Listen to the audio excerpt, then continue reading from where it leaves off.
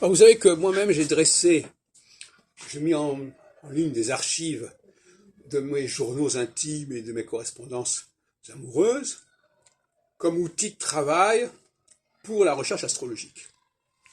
On peut trouver ça sur Scribd, je crois. Eh bien, évidemment, tous ces archives sont très bien datés, c'est pas des dates fantaisie, ce sont des dates réelles, par rapport à des documents réels. Eh bien, ça permet de constater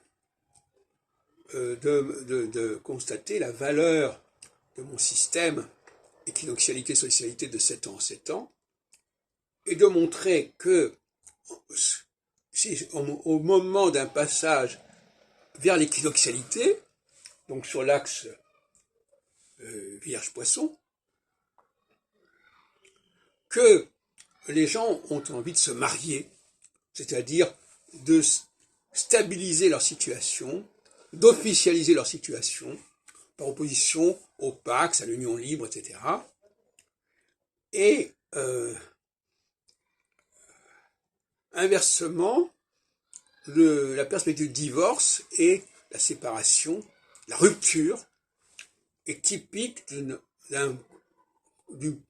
la proximité d'une phase solsticiale sur l'axe Gémeaux-Sagittaire. Quand on voit l'axe Gémeaux-Sagittaire de Saturne, il faut s'attendre à ce qu'il y ait des séparations, des ruptures, de toutes sortes. Par exemple, là, tout à l'heure j'entendais une émission sur la crise de Cuba. Mais la crise de Cuba, elle s'est faite en période solsticiale. Pourquoi? Parce que, en 62, parce qu'en phase solsticiale, on aime bien trancher, on aime bien se séparer, on aime bien couper certains liens qu'on considère comme des faiblesses, etc. Et en 89, on était à nouveau dans une phase solsticiale, etc., etc.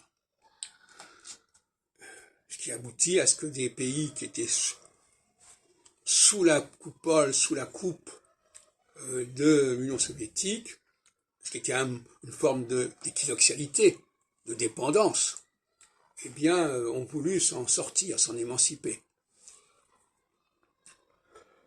Et ça ne veut pas dire qu'il n'y ait pas, alors ça c'est un peu pervers ce que je vais dire, ça ne veut pas dire qu'il n'y ait pas parfois des rapprochements en phase solsticiale, mais on se rapproche de quelqu'un pour mieux s'en séparer.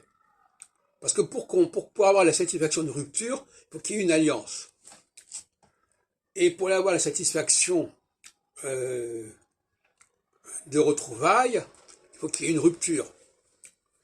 Donc tout ça est assez dialectiquement soudé, si on peut dire.